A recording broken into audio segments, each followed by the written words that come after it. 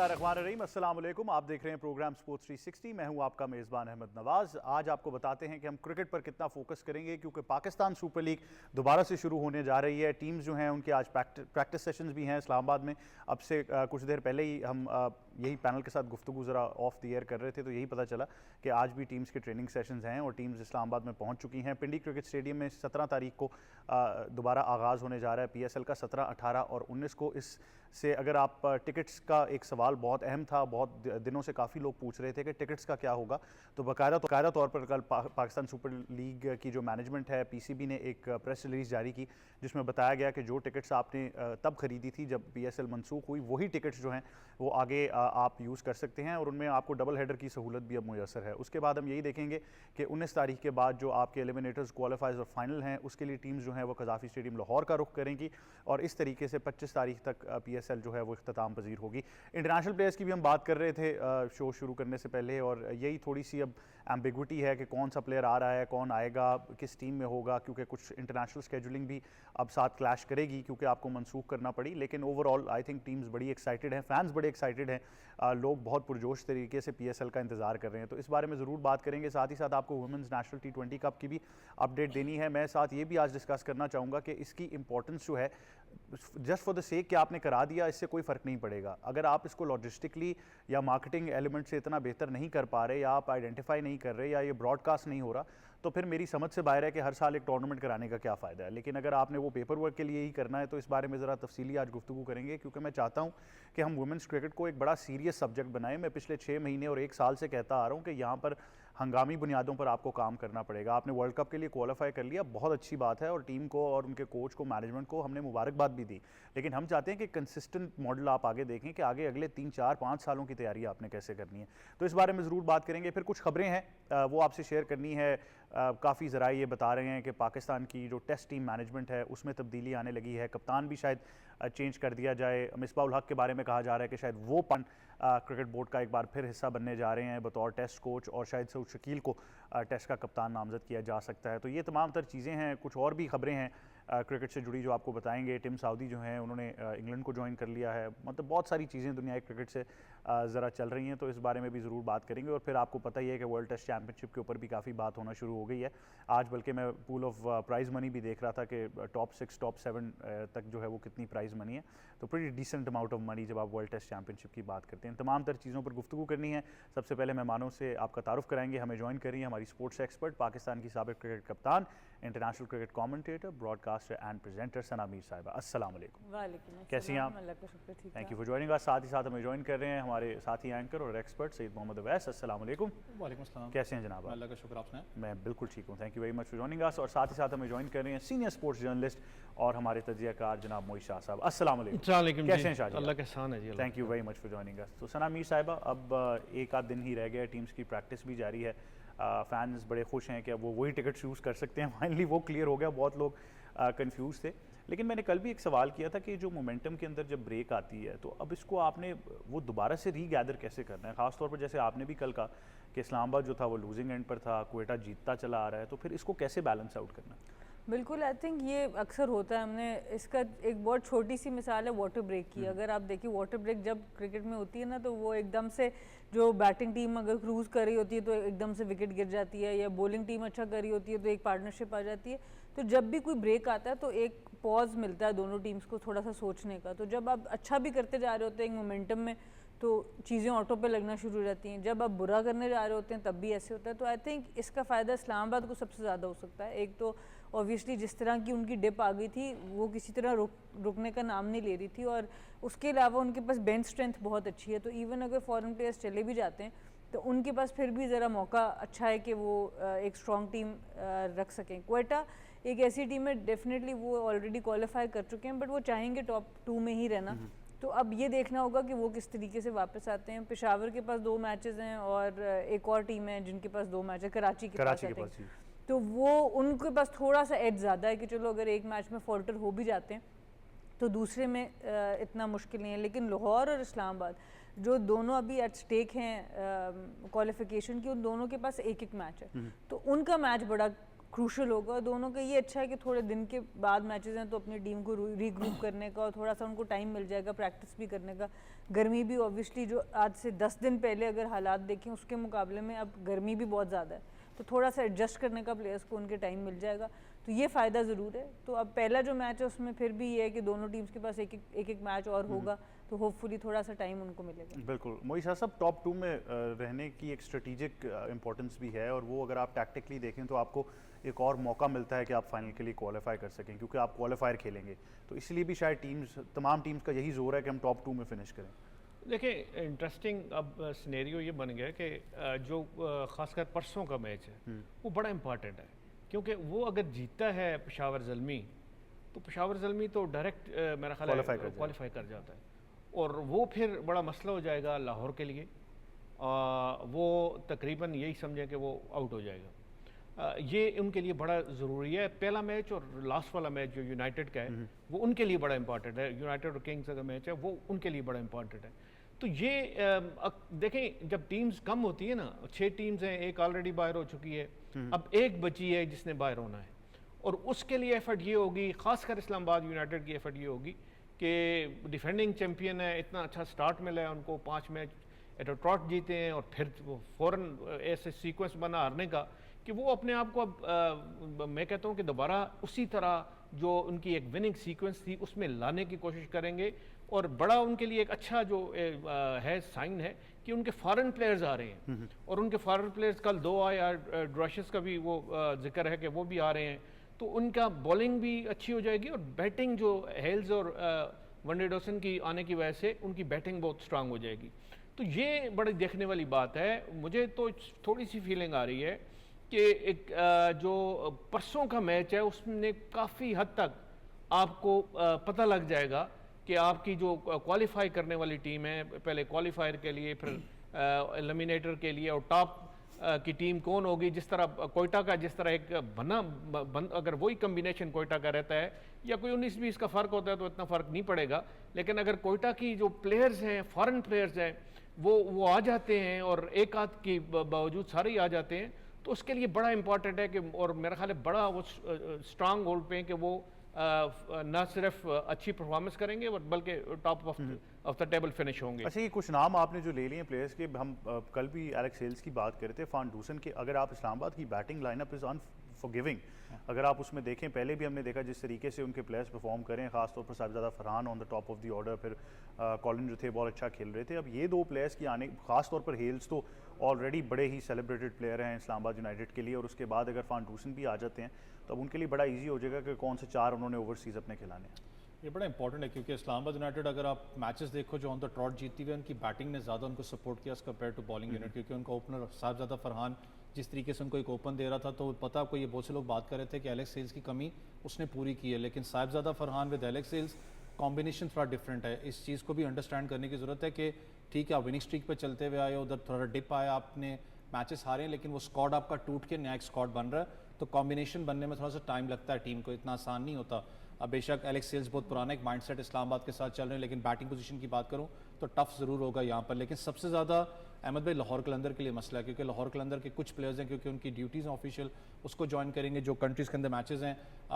Middle order के अंदर जब हम लाहौर की बात करते हैं, आपको याद हो पिछले जितने सीजन हैं लाहौर मिडल ऑर्डर में ज़्यादा स्ट्रगल करता हुआ नज़र आता था। इस सीज़न के अंदर आपने न्यूजीलैंड के मिचेल को पिक किया था, वो आ नहीं रहे हैं, तो वो स्क्वाड फिर मैं कह रहा हूँ कि आपका डिस्टर्ब होता है। जैसे कप्तान ने भी कहा ना कि एक ब्रेक लगती है, जो एक विनिंग मोमेंटम होता है। कोयटा का भी same as it is scenario बनेगा। स्मिथ से उन्होंने बात करने की कोशिश की, लेकिन स्मिथ टेस्ट सीरीज़ आगे आ रही है, उसके लिए अपना बिजी हैं। उसके अलावा बहुत से ऐसे प्लेयर्स थे, लेकिन वो ज़्यादातर बिजी हैं अपनी काउंटी सीजन के साथ, जैसे जेसन रॉय भी है। तो स्क्वाड तब्दील हो रहे हैं यहाँ पर, लेकिन इंपॉर्टेंट मैच ज़रूर है पेशावर का। अगर आप थोड़ा सा एनालाइज कर लें पेशावर ज़ल्मी के मैच को, उसके अंदर सबसे ज़्यादा इंपॉर्टेंट कैरेक्टर, ठीक है खबरें तो आ रही हैं कि शायद साकिब अल हसन है या जो भी इनको ज्वाइन करेंगे, लेकिन आपका जो लोकल टैलेंट है उस पर ज़्यादा रिलायंस है कि वो किस तरीके से परफॉर्म करता है। अच्छी बात है कि मास सदाकत को बड़े टाइम के ऊपर मैच एक मिला जिसमें मिडल ऑर्डर में उसने जाके परफॉर्म किया, कि आपके पास एक होती है ना एक क्वेश्चन होता है कि अगर हमारा फॉरेन प्लेयर परफॉर्म नहीं करा, हमारे पास एटलीस्ट पीछे लोकल टैलेंट बैठा है जो परफॉर्म करके इस सिचुएशन में देता है। लेकिन मोस्ट प्रोबेबली क्योंकि पेशावर के पास 2 मैच हैं, लाहौर के पास एक मैच यहाँ पर रहेगा, मुझे जहाँ तक फील होता है कि पेशावर ज़ल्मी फेवरेट्स होगी टॉप 4 पे। लेकिन जो एडेड प्रेशर शाहीन शाह अफरीदी के ऊपर होने वाला है वो है स्क्वाड का बीच में से टूटना। जैसे मैंने कहा मिचेल एक बहुत वाइटल रोल प्ले कर रहा था लाहौर के लिए, वो अब है नहीं। उस रोल को कौन पूरा करता है? सिकंदर रजा उनके पास मौजूद हैं, लेकिन उस सैम बिलिंग्स भी नाम आ रहा था कि शायद वो कहीं ना कहीं ज्वाइन करेंगे, तो उसको रोल को कौन प्ले करता है, ये बड़ा इंपॉर्टेंट होने वाला साकिब है। की भी बात हो रही थी कि मोस्ट प्रॉब्ली अगर आप कॉम्बिनेशंस ओवरऑल देखें, ट्रेडिशनली लाहौर कलंदर स्पिन पर बहुत ज़्यादा रिलाई करता रहा है। उन्होंने माजी में भी राशिद खान ने तकरीबन सिंगल हैंडेडली उस स्पिन अटैक को केटर किया। इस बार ओवरऑल भी टूर्नामेंट में मैं कोई इतना इंप्रेस नहीं हुआ लाहौर की बॉलिंग से। यार देखो विकेट दूसरी है, अब हंसना नहीं, वो जो विकेट मैं देख के आया था उसको थोड़ा सा चेंज किया। आपको पता है पर्थ की विकेट का सॉइल सुना था कि उधर थोड़ा बहुत यूज़ किया, जिसमें हारिस रऊफ भी आपको नजर आएगा। ऑस्ट्रेलियन अब बॉलिंग लाइनअप जो बाहर एक दो मैचेस के अंदर, मैं ओवरऑल मैचेस की बात नहीं कर रहा, लेकिन जो एक डिप आया है शाहीन शाह अफरीदी की, चाहे एक मैच के अंदर आपको विंड स्विंग नजर आया जिसमें उन्होंने 141 148 सॉरी 142 पे उन्होंने आउट किया, वो नजर आया कि शाहीन शाह अफरीदी एक मैच के अंदर वापस नजर आया। जिसमें 2 ही ओवर किए थे। वैसे साहब आप बात करो तो आपको एज सच कोई चीज़ नज़र नहीं आती। वो राशिद का जो एक रोल है स्पिन बॉलिंग यूनिट का, वो तो आपको नजर आता है, चाहे बैटिंग की बात करें चाहे बॉलिंग में उनका वो मिसिंग फैक्टर है। लेकिन अगर इन दोनों T20 बॉलर्स की बात करूं, याद हो आकिब जावेद जब कोच नहीं बने थे पाकिस्तान टीम के, तो उन्होंने एक ही बात की थी कि इन दोनों को मैंने T20 के लिए तैयार किया है, लेकिन T20 में एज सच परफॉर्मेंस उनकी नज़र नहीं है। लाहौर ने ज़्यादातर मैचेस के अंदर आप देखो 200 प्लस स्कोर खाया है। दैट मीन्स कि आपकी बॉलिंग यूनिट का ज़्यादा मसला आ रहा है। उनकी बैटिंग की बात करें, फ़खर अच्छे फॉर्म में नजर आते हैं, अब्दुल्ला शफीक बहुत अच्छी फॉर्म में इस पाकिस्तान सुपर लीग के अंदर आपको नजर आए, जो कि प्रॉपर टेक्स्ट बुक शॉट्स आप कह सकते हो। लेकिन फिर कह रहा हूँ मिडल ऑर्डर जो एक रोल प्ले करता था लाहौर के लिए, वो डिस्टर्ब हुआ है। मैं तो खैर अभी भी ऐसा कहूंगा, भी नहीं है उनके मतलब पास, अगर मैं तो ये ओवरऑल भी पीएसएल को देखूं तो मेरे ख्याल से अगर एक कोई प्लेयर मैंने पिक करना हो जो मुझे लगता है कि सबसे ज़्यादा इफेक्टिव रहा है, और थोड़ी सी अगर उसकी पोजीशन चेंज कर दें तो वो लाहौर के सिकंदर रजा हैं, जिनको मैं अभी भी कहता हूं कि उनको थोड़ा सा और ऊपर ऑर्डर में लेकर आना चाहिए, उससे बड़ा फर्क पड़ेगा। लेकिन ऑब्वियसली लाहौर की मैनेजमेंट की अपनी प्लानिंग है। मजीद गुफ्तगू आगे बढ़ाएंगे। हमें अब स्पोर्ट्स 360 में ज्वाइन कर रहे हैं साबिक first class cricketer Fahad Liaqat. अस्सलाम वालेकुम फाद, कैसे हैं आप? जी वालेकुम सलाम। बहुत शुक्रिया, आप हमें ज्वाइन करें। क्या कहना चाहेंगे, पीएसएल दोबारा शुरू होने जा रही है, अब जिस तरीके की पॉइंट्स टेबल पर सिचुएशन बनी है, लाहौर और पेशावर इन दोनों को बड़ा रेडार में रखा जा रहा है कि इनका मैच जो है वो बड़ा फैसला कुन होने वाला है। बिल्कुल ऐसे ही है, एक्चुअली थोड़ा सा मोमेंटम टूटा है। ऑब्वियसली आपको पता है जो भी सारा सिनेरियो क्रिएट हुआ है, लेकिन अब इसमें 50-50 है। ये सारा ये नर्व्स का काम है कि फौरन अपने आप को पुट अप कैसे किया जा सकता है, दोनों टीमों के दरमियान कॉम्बिनेशन क्या होगा। जिस तरह की अभी बात कर रहे थे कि इंटरनेशनल प्लेयर्स जो हैं वो काफ़ी चले गए हैं और उनमें से कोई आ रहा है कोई नहीं आ रहा, तो जो टीम मैनेजमेंट है सारी, they need to make a good possible combination as soon as possible। लड़कों को जेल करें और लड़कों को बताया जाए कि यार पीछे दो हुआ है, ऑब्वियसली वो ये बताएंगे कि उसको भूल जाएं, अब आगे नए मैचेस हैं। और मेरा फिर भी जो मेरा है कि Lahore have a better edge, क्योंकि उनके फिर भी विनिंग स्ट्रीक्स है, उनका कॉम्बिनेशन अच्छा चल रहा था, फकर की फॉर्म लगी हुई है, अब्दुल्ला शफीक की फॉर्म लगी हुई है। जितना आपने बोला लाहौर थोड़ा सा बॉलिंग में लैग कर रहा है, जो कि उनको वापस आना चाहिए। कंडीशंस कितना मैटर कर सकती हैं फाद? अगर अब हम बात करें तो थोड़ा सा वेदर में भी ज़रा चेंज आ गया है, और उसके बाद फिर जैसा कि आपने कहा कि जब वो मोमेंटम टूटता है तो एक वक्फे के बाद दोबारा से आपको रीग्रुप करना है। लेकिन फिर आपके ख्याल में वो कंडीशंस अब कितना मैटर करेंगी, क्योंकि इन्हीं 3 दिनों में ग्रुप स्टेजेस के मैच मुकम्मल होना है और फिर इन्होंने लाहौर जाना है, वहाँ पर भी टेम्परेचर काफ़ी ज़्यादा हाई है। जी बिल्कुल, गर्मी हो सकती है, लेकिन they all are professional. I don't think so कि वेदर मैटर ऑन देम, और जिस तरह का होता है वेदर उसके हिसाब से प्रिपरेशन होनी चाहिए। अब आप एक चीज नोट करें कि फास्ट बॉलर्स को ये पता होना चाहिए कि उनको रिवर्स स्विंग के अंदर इस वेदर में हेल्प मिल सकती है, क्योंकि जब हीट ज्यादा होती है तो पिचेस ड्राई होती हैं, सरफेस भी ड्राई होता है, उससे जो कि पिछले मैचेस में इतनी ज्यादा रिवर्स स्विंग नहीं देखी गई है। और मैं हैरान हूँ कि हमारे फास्ट बॉलर, अगर आप पिछले 30 साल की हिस्ट्री निकाल के देखें, हम पूरी दुनिया में रिवर्स स्विंग के लिए मशहूर हैं, और आजकल के लड़के सिर्फ स्पीड के ऊपर कंसंट्रेट कर रहे हैं।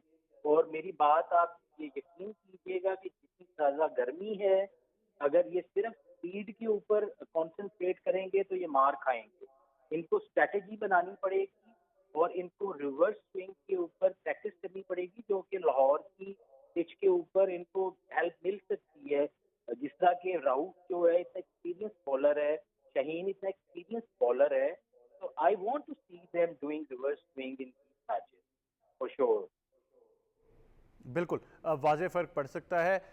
इस्लामाबाद यूनाइटेड की आपके जो रैंक्स हैं वो किस तरह देख रहे हैं, क्योंकि अभी जिन दो नामों का हम जिक्र कर रहे हैं कि जो उनको ज्वाइन करने वाले हैं उसमें एलेक्स हेल्स हैं और उसके बाद साथ ही साथ रासिफ खान डूसन आ रहे हैं जो कि I think season T20 cricketers हैं। उनके आने से आप क्या समझते हैं इस्लामाबाद जिसके पास ऑलरेडी इतनी स्ट्रॉन्ग बैटिंग लाइनअप है वो और कितनी मुस्तहकम हो जाएगी?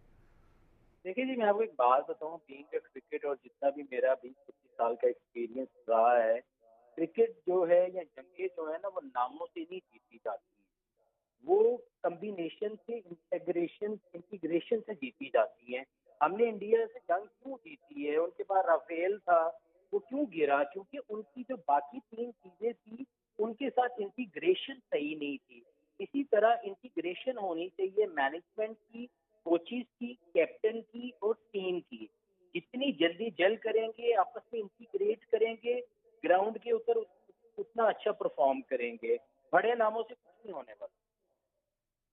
बिल्कुल बिल्कुल सही कहा। बहुत शुक्रिया फ़ाद लियाकत, आप हमें ज्वाइन कर रहे थे प्रोग्राम स्पोर्ट्स 360 में, और फ़ाद ने अपने तजिया से ज़रूर जो है वो सारी बातें क्लैरिफाई कर दी हैं, लेकिन साथ वो 6-0 भी करा गए हैं तो वो ज़रूरी था। लेकिन आई थिंक वाज़े तौर पर कॉम्बिनेशंस तो मैटर करेंगे जिसके बारे में हम सब बात कर ही रहे हैं, लेकिन बड़े मिक्स्ड ओपिनियंस है। अगर it might be, I don't know to direct to ask you this, लेकिन लाहौर या पेशावर, आपको अगर दोनों में से एक टीम का कोई लगे कि मुझे ज़्यादा चांस लग रहा है तजर्बे से कि कौन आगे जा सकता है?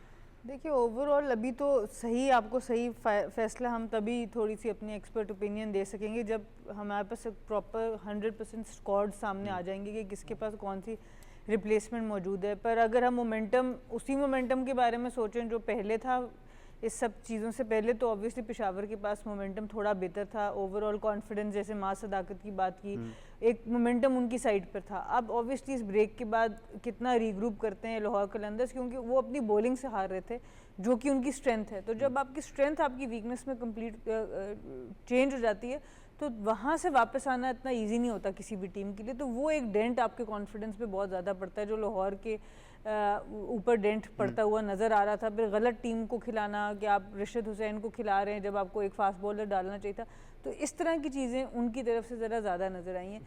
सबसे अच्छी पोजीशन में कराची है, क्योंकि कराची अगर कल का मैच जीता है तो वो डायरेक्टली टॉप 2 में आ जाता है। क्वेटा तक तो कोई नहीं पहुंच सकता, 13 नंबर्स तक तो शायद ही सिर्फ मेरे ख्याल से कराची ही है, अगर अगले दोनों मैचेस जीते वो 14 पे जा सकते हैं, पर Quetta will still finish at top 2।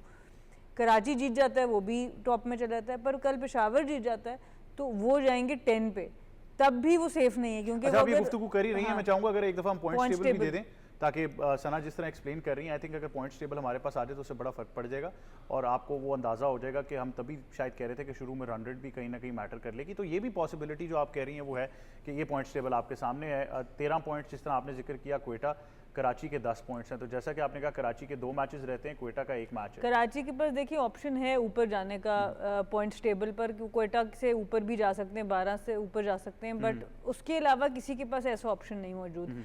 Peshawar अगर अगला मैच जीत भी जाते हैं 10 पॉइंट्स पे आएंगे, फिर भी लाहौर उनको हरा के आगे जा सकते हैं। लेकिन यहाँ तो इस्लामाबाद की पोजीशन भी जो है वो अनसर्टेन है। यही इन तीनों की अनसर्टेन नजर आती है ज़्यादा। कराची को एक मैच जीतना है तो कराची स्टिल ऑन 10 पॉइंट्स, तो नेट रन रेट के ऊपर उनका मामला आ सकता है, but overall obviously Quetta is easiest. But Karachi भी जिस तरह का डेविड वार्नर का एक एटीट्यूड है, वो टॉप 2 में फिनिश करना चाहते हैं, तो वो अगले मैच तक लेके नहीं जाना चाहेंगे बात को, वो चाहेंगे इसी मैच में करके अपना वो क्वालिफाई कराएं। और पेशावर अगर जीत भी जाता है फिर भी वो सेफ नहीं होंगे, अभी वो 8 पॉइंट्स में है, लाहौर 9 पॉइंट्स पे, वो 10 पे आते हैं, लाहौर अगला मैच जीता है, लाहौर 11 पे चला जाता है, फिर नेट रन रेट पे बात आ जाएगी। तो ये चीज़ें बड़ी मज़े की हैं और ये एक आई थिंक लीग के लिए बहुत अच्छी चीज़ है कि सिवाय एक टीम के जो मुल्तान सुल्तान है, जो अनफॉर्चुनेट बहुत ही उनका लीन सीजन गया है, उसके अलावा सब टीम्स जो हैं वो सारे मैचेस जो हैं वो इतने इंटरेस्टिंग हैं कि you would want to watch the match. तो आई थिंक ये बहुत ही एक खुशाइन बात है हमारी लीग की। कभी कभार आप एग्जाम्स में सिर्फ इसलिए पेयर होते हैं कि थोड़ा सा पता लग जाए जरा अगली बार करना कैसे, तो मुझे लगता है मुल्तान की यही स्ट्रैटेजी। मुल्तान और बेचारों को मिला भी दिन का मैच है इस गर्मी में, तो आई थिंक एक तो वो कहते थे सर मुंडवाए ओले पड़े ये वो वाली बात हो गई उनके साथ। बिल्कुल। और मोई शाह साहब, अगर मैं पेशावर ज़ल्मी की बात करूँ तो एक ही जो अभी तक मुझे मिसिंग लिंक लगा है कि टॉप ऑर्डर्स में रन नहीं हुए, ख़ास तौर पर अभी तक साइम अयूब वो बड़े रन्स नहीं कर पाए उनके लिए जो वो एक्सपेक्ट कर रहे थे इस सीज़न। देखिए, जब PSL शुरू हुआ था PSL 10, तो हम फील कर रहे थे कि जितना टॉप ऑर्डर पेशावर ज़ल्मी का अच्छा है, क्योंकि बाबर आजम है, सैम अयूब है, हारिस हैं, तो ये तो तहस नहस करके छोड़ देंगे अपोनेंट्स को। और होना भी ऐसे चाहिए, क्योंकि ये जो कम्बिनेशन है इसको आप देखें तो ये नेशनल टीम का कम्बिनेशन लगता है। और इतनी मतलब ऐसे प्लेयर हैं कि जो with in few overs game का पासा पलट सकते हैं, लेकिन वो हुआ नहीं है पेशावर ज़ल्मी की अनफॉर्चुनेटली। हैंडल किस तरह किया गया, साइम अयूब जो है वो इतने फिट नहीं थे, इतनी फॉर्म उनकी इंजरी से वापस आए हैं तो थोड़ा स्ट्रगल करते हुए नज़र आए हैं, और वो अभी तक फ्लुएंसी उनकी बैटिंग में नज़र नहीं आई जो पहले नज़र आती थी। और जिस तरह बिफोर इंजरी वो ज़बरदस्त किस्म की फॉर्म में थे जो हमने साउथ अफ्रीका देखी, वो चीज़ नज़र नहीं आई। बाबर आजम का वही है कि वो स्ट्रगल कर रहे हैं फॉर्म में, कभी चल जाते हैं कभी नहीं चलते हैं, वो कंसिस्टेंसी उनमें भी नहीं है। तो हारिस की बात जहां आती है, उनको अपने एक रोल प्ले करना चाहिए जो वो रोल नहीं कर पा रहे वो प्ले, कि जिसके लिए उनको हम T20 का एक बड़ा जाना माना प्लेयर समझते हैं। और हम समझते हैं कि T20 में जिस तरह इन्होंने अपना कैरियर का आगाज़ किया था, उसी तरह उसी फ्लुएंसी में और उसी तरह स्ट्राइकिंग पावर और उसी तरह जिस तरह आपको याद होगा कि कपल ऑफ इयर्स बैक उन्होंने न्यूजीलैंड में भी आपको जाके मैच जिताया, और भी आप भी लेकिन मोहित साहब बड़ी एक बहुत बड़ी टीम मैनेजमेंट है पेशावर के साथ। जी, अभी जी, तक ये भी अनसर्टेन चल रहा है कि बाबर कहाँ खेलें। हमने शुरू में उनको ओपन करते हुए देखा, फिर उन्होंने मिच ओवन को ओपनर बनाया, खुद वो तीसरे नंबर पर आ गए। तो ऐसा भी हो सकता है कि साइम और हारिस से ओपन करा के बाबर 3 पे ही खेलें। ये आप एक्सपेक्ट करते हैं कि हाजी अकरम हो, इंजमाम अल्लाह को, तो डिसीजन कोई अच्छे होंगे, लेकिन वो वाली कंसिस्टेंसी हमने बिल्कुल नहीं देखी इस टीम में, कि जिसका एक इनका खासा नजर आता था। और जो प्रीवियस इनका आप देखें ना, अगर प्लेऑफ्स देखें और टॉप टीम में 4 में फिनिश होना, तो ज़ल्मी से अच्छा रिकॉर्ड किसी का नहीं है, लेकिन वो रिकॉर्ड को रिटेन करते हुए नजर नहीं आया। अभी 2 मैचेस हैं इनके पास चांसेस हैं, और जिस तरह पिछले 2-3 मैच खेले हैं वो बड़े अच्छे खेले हैं। और होपफुली जिस तरह माद सदाकत आपने बात की, तो और उनके प्लेयर हैं, और ये मेरा ख्याल है इनका जो रोल होगा अगले आने वाले मैचेस में होगा, और होपफुली ज़ल्मी वही चीज़ नज़र आएगी जो हमें पिछले प्रीवियस PSL में नज़र आती है। यहाँ मैं एक थोड़ा सा और भी ऐड कर दूं कि लाहौर कलंदर का वो भी आगे हैं, अपना जो जिम्बाब्वे के प्लेयर हैं सिकंदर रजा वो भी पहुंच आए हैं। और लाहौर कलंदर इस वक्त एफर्ट कर रहा है कि मैक्सिमम जो इनके फॉरेन पिक्स हैं वो आ जाएं, ताकि इनका जो एक क्रूशियल मैच बच गया है वो किसी तरह वो जीते। अच्छा, सिकंदर रजा को तो वो लेकर आए हैं, समीर उनको अपने साथ लेकर आए हैं, तो वो पिक्चर भी उन्होंने बड़ी वायरल की कि दोनों जहाज में बैठे थे और उन्होंने कहा जस्ट मेकिंग श्योर, तो लगा कि उनको तो वो पकड़ के लेकर आए कि तुमने लाजमी आना। उनको अब उनको देखें कोई कमिटमेंट हो जाती है। अब आप एक दफ़ा चले गए हो तो थोड़ा बहुत ये होता है कि आपकी अपनी नेशनल टीम की कमिटमेंट्स होती हैं, आपकी अपनी पर्सनल कमिटमेंट्स होती हैं, शायद वो आप वो एक हफ्ता जो आप ना स्पेयर कर सकें, उसमें फिर प्रॉब्लम ये हो गया कि अगर लाहौर को जितना मैक्सिमम ये फॉरेन प्लेयर्स जो इनके फॉरेन पिक्स हैं, अब रिशाद आते हैं नहीं आते वो मुझे पता नहीं, इनका एक मैच रहता है और एक मैच उनका इतना क्रूशल है कि वो हारे तो बाहर हो गए, सिंपल सी बात है, जीते तो फिर स्टे करने का। और वो ना चाहते हुए भी जो राइवलरी हम बना गए हैं शाहीन और बाबर की, मेरे ख्याल से उसका प्रेशर अलग से उस मैच के ऊपर वो राइवलरी अलादा। फिर आपका जो देखे ना लाहौर कलंदर का जो हम एक फील कर रहे थे कि क्या ज़बरदस्त पेस अटैक है, वो पेस अटैक भी अभी वो नज़र नहीं आया कि उन्होंने कोई कंट्रीब्यूट खासकर कोई डिसाइसिव रोल प्ले किया हो किसी मैच में, वहाँ स्ट्रगल भी इनकी नज़र आती है। तो उसको फिर ये सिकंदर रजा जैसे प्लेयर थोड़ा बहुत अपनी परफॉर्मेंस बीच में ला के अपना रोल प्ले करके तो उसको गैप को प्लग इन करते हैं और उससे थोड़ा बहुत फर्क पड़ा है। वरना लाहौर कलंदर की वो परफॉर्मेंस नहीं रही इस दफा जिसका हम एक्सपेक्ट कर रहे थे कि बड़ी शानदार टीम है, बड़ा अच्छा इनका पेस अटैक है, कप्तानी अच्छी होगी, इनके पास और बड़ा कुछ है, और पूरे एक साल से इनकी एक रेगुलर एक कंसिस्टेंटली ये इन रहे हैं, न्यूज़ में रहे हैं, खबरों में रहे हैं, अपना कुछ करते रहे हैं और अपने प्लेयर्स को ट्रेनिंग जो रिक्वायर्ड ट्रेनिंग थी वो देते रहे हैं। वो वाली चक्कर में इतना कंसिस्टेंसी हमें नजर नहीं आई। बिल्कुल ऐसे ही, और मेरे ख्याल से वो कराची वाला मैच आपको याद होगा कि कुछ चीज़ें तो कंसिस्टेंट इस तरह से हैं कि जो ही 2 या 3 ओवर्स में 30 रन चाहिए थे और हारिस रऊफ ओवर करने आए, आगे नबी खेल रहे थे, तो लोगों को पता लग गया कि कराची जीतने वाला है। तो ये बड़ा इजी होगा क्योंकि बड़ा एक्सपेक्टेड था कि उन्होंने गेंद किधर करनी है और वही हुआ, 2 छक्के लग गए उस ओवर में। बट वो जो हैशटैग यूज़ होता रहा है चौथी बार, वो कहीं 5वीं पोजीशन में ना तब्दील हो जाए। ये बड़ा पर्टिनेंट हो गया ग्रुप स्टेज देखते हुए कि इवन इस्लामाबाद, पेशावर और लाहौर को तो हम कह ही रहे हैं सोचना है, इवन कराची, लेकिन even Islamabad at this point, जिसको हम PSL के स्टार्ट में कह रहे थे कि सबसे स्ट्रॉन्गेस्ट साइड है, वो भी ये जो 2-3 मैच आ रहे हैं कहीं बाहर ना हो जाए, ये भी लग रहा है। यार अहमद भाई, जो कप्तान ने स्टार्ट में बात की ना कि अभी स्क्वाड आपके पास आया नहीं, अभी मैं पढ़ रहा था श्रीलंका को कोशिश में है कि पेशावर ज़ल्मी इसको अपना साइन अप कर सके। अगर वो आता तो चलो एक क्वेश्चन आपके पास आता है कि वो ओपन कर सकता है हारिस के साथ, या अगर आप साइम अयूब के साथ ही जाते हैं तो मिडल ऑर्डर थोड़ा सा क्वेश्चन आप ले आए, या उसको आप मिडल ऑर्डर में खिला सकते हैं। तो वो कोशिश लगे हुए करने में। इस्लामाबाद यूनाइटेड का फिर मैंने कहा ना कि आपका बॉलिंग अटैक की बात करूँ, आपके पास शादाब भी हैं, शादाब के वैसे ही अब कोच आ चुके हैं, वैसे ही कहते हैं पाकिस्तान ने खेलना है, लेकिन उनकी बैटिंग यूनिट ने आपको मैचेस जितवा के दिए। उनके ओपनर्स परफॉर्म कर रहे थे, साहिबजादा फरहान की बात आप कर लें, फिर कॉलिन मॉन्ड्रो आपको परफॉर्म करते हुए हैं, लेकिन वो कॉम्बिनेशन डिस्टर्ब हुआ है, वो बीच में गैप आया, फिर नए प्लेयर्स आ रहे हैं। वेंडुसन आपको याद हो, उन्होंने पहले ही सप्लीमेंट्री कैटेगरी में, अगर मैं गलत नहीं हूँ, पहले ही पिक किया हुआ था, लेकिन ज्वाइन नहीं कर पाया। बड़ा नाम है मिडल ऑर्डर के अंदर जब वो खेलेंगे, लेकिन फिर कह रहा हूँ कॉम्बिनेशन इतने शॉर्ट टाइम के लिए टफ होता है, इतना आसान नहीं होता उस विनिंग कॉम्बिनेशन को कैरी करना।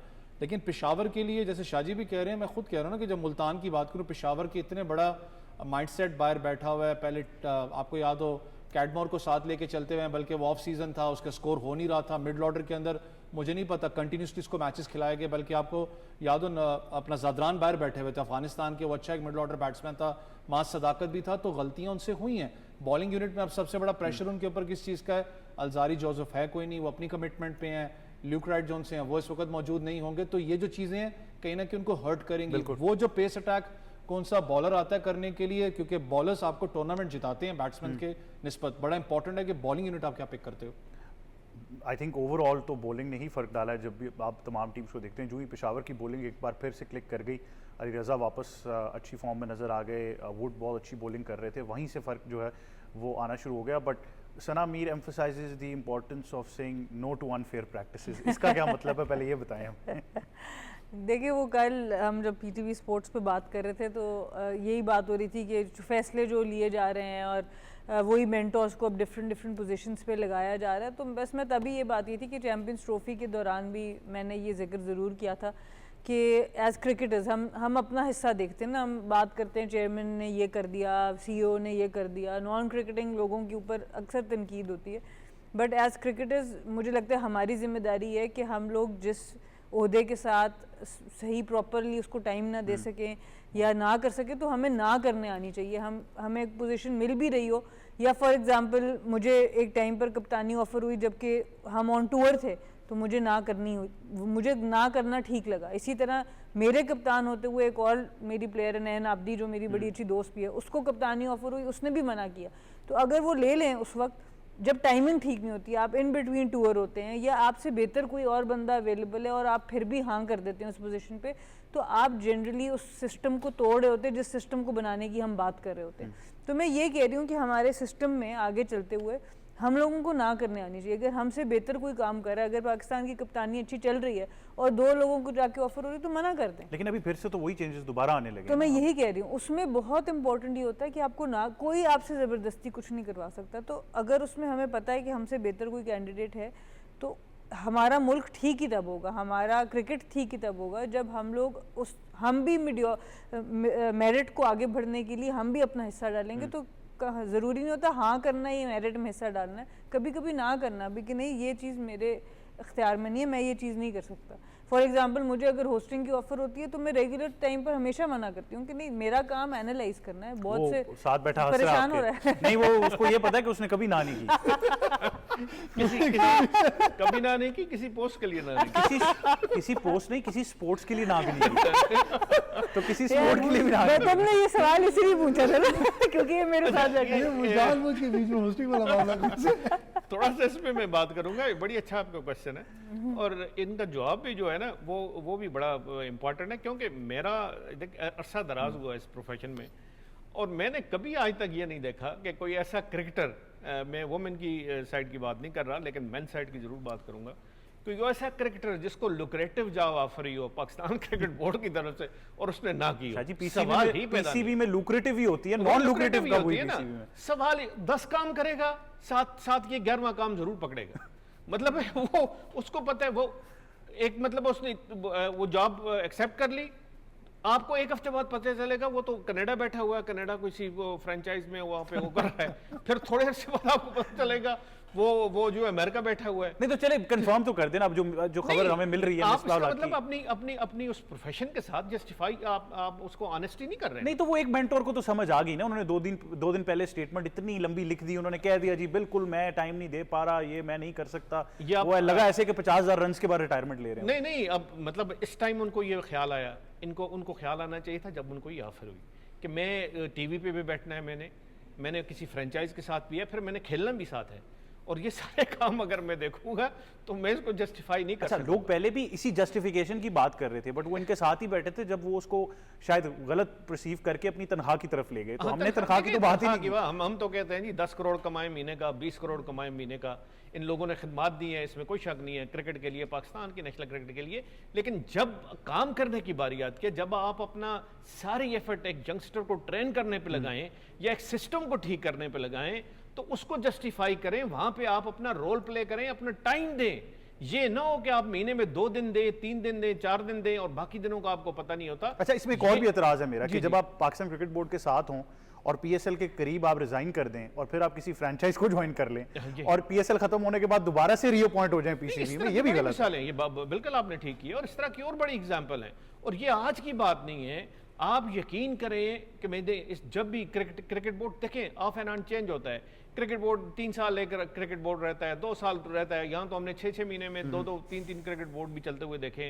तो हर एक क्रिकेट बोर्ड का एक ग्रुप है बाकायदा कि जी वो चेयरमैन आएगा तो ये लोग आ जाएंगे, वो चेयरमैन आएगा तो हालांकि वो कुछ भी ना करें, कहीं और काम करें, जो भी उनकी बाकी कमिटमेंट्स हैं वो इलादा हैं, तो उन्होंने अपनी जगह ले लेनी है। और यहाँ और कोई उनका उतना जो उनका रोल होना चाहिए, उनको मेहनत करनी चाहिए उस काम के लिए। मैं किसी का नाम नहीं लूंगा कि वर्ल्ड वाइड के जी साथ वाले कंट्री में क्या है या इंग्लैंड में क्या है या ऑस्ट्रेलिया में क्या है, लेकिन ऐसे लोग, ऐसे स्टार्स हैं, स्टालवर्ड्स हैं, जो एक दफा चीज एक्सेप्ट की, दिन रात उस पर मेहनत की। बिल्कुल ऐसे, और हमने देखा है, अमली मिसाल हमने देखी है। बट जाते जाते चलें, अब आप मुस्कुरा तो रहे हैं, कंफर्म कर दें खबर फिर के मिसबा जो है वो बतौर टेस्ट कोच आ रहे हैं और टेस्ट के कप्तान भी आप चेंज करने लगे। या शाहजी के पास बेहतर खबर होगी, लेकिन शाहजी ने तो इशारों में सब बता दिया। वो यार देखो, समझ लग मेरी गई। हमेशा एक ही अपना शिकायत वो ये रहती है कि जब मेंटोरशिप की बात करते हो, ये बड़े नाम है, मेंटोरशिप ज़रूरत होती है अंडर 17 अंडर 19 क्रिकेटर्स को। जब आप एक प्रॉपर क्रिकेटर बन चुका होता है, जो मुल्क रिप्रेजेंट कर चुका होता है, उसको मेंटोरशिप की ज़रूरत उस सेंस में नहीं होती जो कि एक यंगस्टर अपना सीखता है। अनफॉर्चुनेटली सिनेरियो ज़रूर है, मुझे पता है बहुत से बीच में मामला आ जाते हैं। यूनुस खान अंडर 19 के कोच बने थे, फाइनेंशियल कंस्ट्रेंट्स हैं वगैरह, लेकिन जब तक आप अंडर 19 के साथ नहीं जुड़ोगे तो जो मेंटोरशिप का जो मामला है ना, जिस पर आप कहते हो कि मैंने एक लड़का बना के पाकिस्तान टीम को दिया है, वो आप कभी भी अपने साथ नहीं लगा सकते। मैं सवाल आपसे, टाइम बड़ा कम है, जरा और इजी पूछ लेता हूं ताकि आपकी शान में गुस्ताखी ना हो, आप मुझे जवाब वो दें जो मैं पूछ रहा हूं। मोहम्मद रिजवान बतौर कप्तान पाकिस्तान टीम के साथ रहेंगे कि नहीं?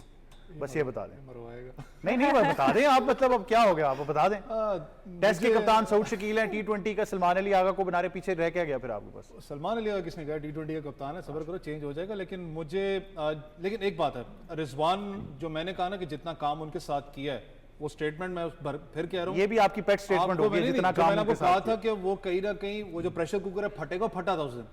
रिजवान इसी शर्त पे कप्तान बने रहेंगे कि अगर आप उनको अपनी मर्जी की टीम खिलाने दें। ये 4 मुख्तलिफ चीजें मैंने आपसे पिछले 6 महीने में पूछी हैं, चारों के साथ इसने यही स्टेटमेंट लगाई है कि जितना काम मैंने उनके साथ किया है। इसने यूएई क्रिकेट के बारे में भी यही बोला, इसने आज रिजवान और मुल्तान के बारे में भी ये बोल दिया, 2 और मुख्तलिफ स्पोर्ट्स के बारे में भी इसने यही बोला था, जितना काम उनके मैच साथ तुम लोग हारे हो, आखिर विकेट पे ये तो नहीं था। नहीं, ये तो आता ही नहीं है ये आजकल। जितना गुस्सा तुम्हें आया अहमद, टेस्ट सीरीज अभी सितंबर अक्टूबर में हाँ जी। साउथ अफ्रीका ने पाकिस्तान आना है, तो अभी बड़ा टाइम है मेरे ख्याल टेस्ट कैप्टन के लिए या टेस्ट कोच बिल्कुल के सही, लिए। लेकिन फैसला होने लगा है, तनख्वाह तो अभी से लग जाएगी ना, मैच तो बाद में। नहीं देखिए, हम खुद बात करते हैं कि मैचेस से 1-2 महीने पहले काम नहीं शुरू होना चाहिए। आपने At टेस्ट least, मैच की भी हाँ, तैयारी बिल्कुल। करनी है तो आप पहले लेकिन से करेंगे। वो ये है कि शायद अब मुझे नहीं पता कि शायद एहसन को ही देखेंगे कैसा टीम के साथ इसका वो है, तो टीम का रिस्पांस क्या है इसके बारे में या इसका टीम के बारे में, तो शायद इसको ही कंटिन्यू ना कर लें। बिल्कुल हमें ऐसे। कोई पता नहीं। बहुत शुक्रिया मोहित शाह साहब, अवैस साहब का बहुत ज़्यादा शुक्रिया। Sana Mir, thank you very much for joining us. यही था आज का स्पोर्ट्स 360। मुझे और टीम को दीजिए इजाज़त। अल्लाह हाफ़िज़।